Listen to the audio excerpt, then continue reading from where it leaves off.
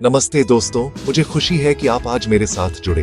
मैं आपका होस्ट हूं और आज हम बात करेंगे बिहार के किसानों को जिन असली चुनौतियों का सामना करना पड़ता है और कौन से समाधान मदद कर सकते हैं। तो बिहार भारत के टॉप एग्रीकल्चरल स्टेट्स में से एक है। फार्मिंग यहाँ की इकोनॉमी की रीढ़ है, लेकिन ईमानदारी से कहूँ तो बिहार के किसानों के लिए जिंदगी आसान नहीं है। हर साल उनमें से कई बाढ़ या सूखे का सामना करते हैं। कभी कभी दोनों का। बाढ़ खड़ी फसलों को बर्बाद कर देती है, जबकि सूखा अच्छी फसल की उम्मीद को सुखा देता है। एक और बड़ी प्रॉब्लम है इरिगेशन।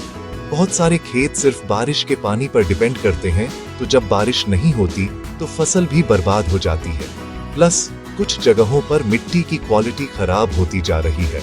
केमिकल फर्टिलाइजर्स के ज्यादा यूज ने जमीन को कम फर्टाइल बना दिया है, जिससे पैदावार कम हो रही है।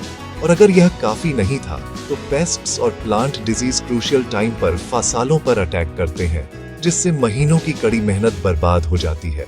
फसल अच्छी होने पर भी मार्केट्स में अनसर्टेनिटी रहती है। किसानों को नहीं पता होता कि उन्हें अपनी उपज के लिए क्या प्राइस मिलेगा। कभी कभी तो यह उनके खर्चों को भी कवर करने के लिए काफी नहीं होता। लेकिन यह सब बुरी खबर नहीं है। सॉल्यूशंस पॉसिबल हैं।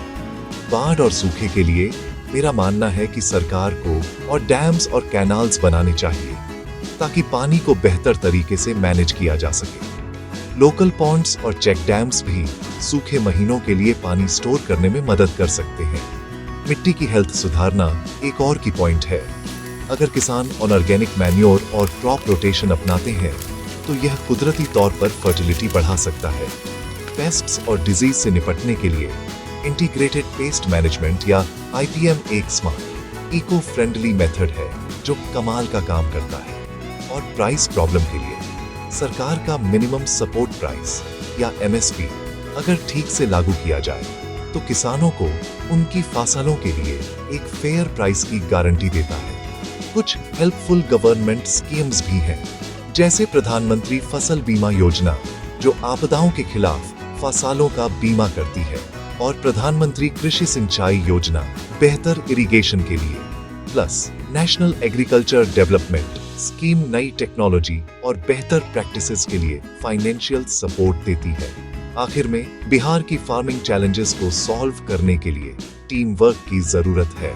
सरकार और हम किसानों दोनों की तरफ से बेहतर पॉलिसीज और नई टेक्निक्स को अपनाने की भावना के साथ मेरा मानना है कि बिहार की एग्रीकल्चर और स्ट्रॉन्ग और प्रॉस्परस बन सकती है।